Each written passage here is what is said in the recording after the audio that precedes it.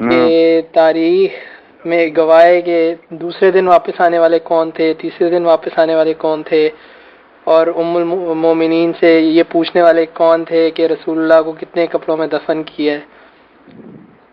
تو یہ اس کا کیا، مجھے نہیں پتا ہے کون سا واقعہ ہے، لیکن نہیں کیا اس نے کہا، ایک تو کپڑوں کا کہنا، یہ تو صحیح بخاری میں ہے نا کہ حضرت ابوبکر رضی نے پوچھا تھا عمر بن عائشہ سے ذکر سے کہ حضور کو کتنے کپڑوں میں کہنا، اور کیا باتیں بتائیں، اور دوسرے دن واپس آنے والے کون تھے، اور نہیں یہ اس کی باتیں غلط ہیں.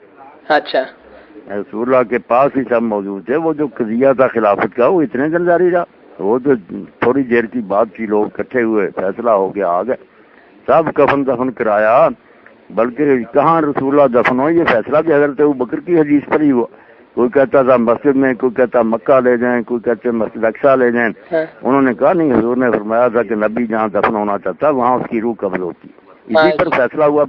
اچھا نہیں کہیں نہیں گئے ہوئے تھے نہ کوئی بات. وہ ٹھیک ہے، کفن کا انہوں نے پوچھا. جب ان کا وقت آخر آیا نا تو انہوں نے اپنی بیٹی سے پوچھا کہ اچھا رسول اللہ کو کتنے کپڑوں میں کفن دیا.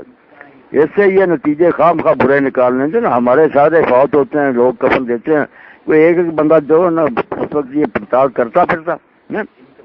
وہ چونکہ رسول اللہ نے خود ہی کہہ دیا تھا کہ مجھے غسل کفن اور لیز میں اتارے میرے خاندان کے لوگ، علی اور میرا چاچا اور دوسرے. کیونکہ آپ کے علم میں تھا کہ شوق تو سب مسلمانوں کا ہوگا کہ ہم یہ ساتھ حاصل کریں. آپ نے منع کر دیا کہ نہ جھگڑا نہ کرنا، یہ غسل کفن دفن دینا میرے خاندان کے لوگوں کی ذمہ داری. اچھا تو حضرت ابوبکر اس کے بارے میں نہیں پتا تھا کہ کتنے کپڑوں میں انہیں دفن کیا؟ نہیں. اسی طرح حضرت عمر نے ایک آدمی سے پوچھا کہ رسول اللہ عید کی نماز میں کون سی صورتیں پڑھتے تھے. اس سے نتیجہ نکال لیتے ہیں کہ حضرت عمر آتے ہی نہیں تھے وہاں. یہ کوئی کرنے کی بات، اتنے لوگ عید پڑھتے ہیں، جمعہ کون ہے کہ یاد رکھتا ہے کہ کیا امام صاحب نے پڑھا. اچھا ٹھیک. اچھا اس کے علاوہ یہ ایک اور اس نے حوالہ دیا ہے تاریخ ابن خلدون کا. ہاں حضرت علی نے حضرت ابوبکر سے سوال کیا، آپ نے میری غیر موجودگی میں بیعت کی، ٹھیک ہے. اس کے بعد پھر ہاں تو انہوں نے جواب دیا کہ تم تجہیز و تکفین میں مصروف تھے، تو میں تم کو کیسے محض اس کام کے لیے وہاں سے بلواتا اور اس سلسلے میں مشورہ کرتا. آپ بات یہ سمجھیں بیٹا، ابن خلدون کتنی صدیاں بعد ہوا، یہ سارے بڑے بڑے مرد گزر گئے، کئی سو سال بعد وہ پیدا ہوا. اس نے بلا سند اپنی تاریخ لکھی، کسی روایت کا کوئی حوالہ نہیں دیا. پہلے تو جو تھے نا ابن جریر جیسے، وہ تو سند دیتے تھے نا حدیث کی طرح کہ مجھ کو فلاں نے بتایا، اس نے فلاں سے سنا. اور اب ایسی کتابیں بھی آ گئی تبری وغیرہ جس کے ساتھ تخریج ہے، علماء نے چھان بین کر دی کہ یہ کسے اس میں صحیح ہے. وہ باقاعدہ حدیث کی طرح تاریخ لکھی انہوں نے. یہ بعد والے جو انہوں نے کوئی سند نہیں لکھی، جو بات سامنے آ گئی ویسے ہی لکھ دی. اس بازاری باتوں سے بھی کوئی نتیجہ نکالتے ہیں کچھ نہیں.